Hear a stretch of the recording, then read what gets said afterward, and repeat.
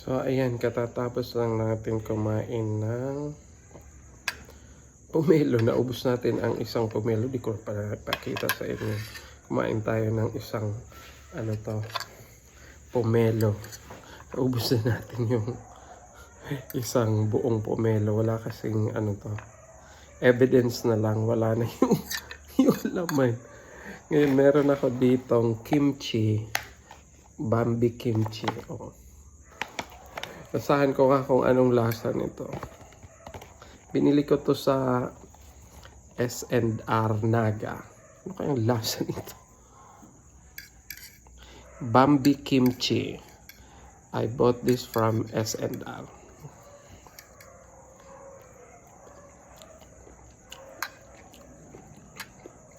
Asim.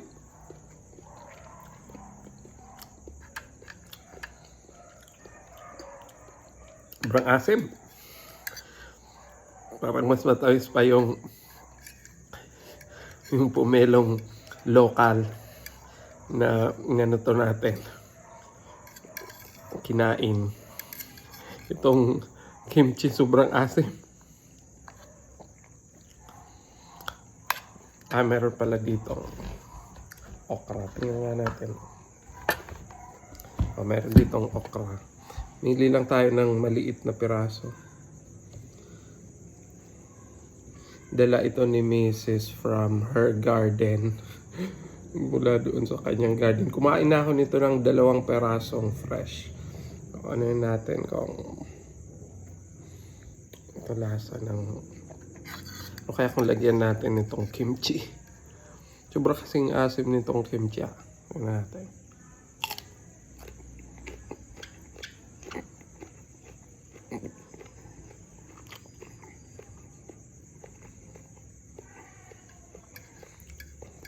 Ang lasa nito, itong okrang fresh. Ang lasa din ng okrang yung isinapaw nyo lang sa babaw ng kanin. And then, yun kasi medyo, lang siya, medyo hindi na crunchy. Pero ito kasi, dahil fresh pa ang lutong. Kanina kasi itong mga 5 o'clock pinagkuha. Second bite. Wow. Ay nagko-complement yung asim. So siguraduhin nyo nga walang insecticide or pesticide na ginamit dito sa okra. Pero masarap.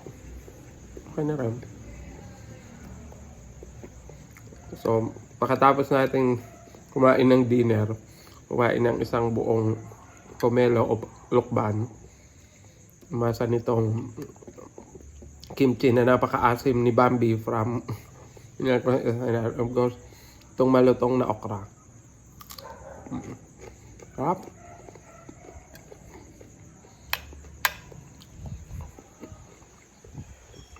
So yan,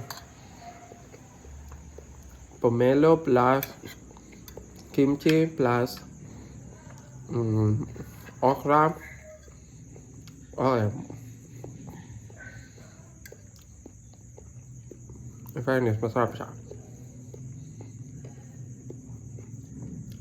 Masarap pala ang okra na fresh, bagong pitas, manamis-namis, crunchy, delicious. Naman yung pagkain natin ng okra. That's all. Thank you.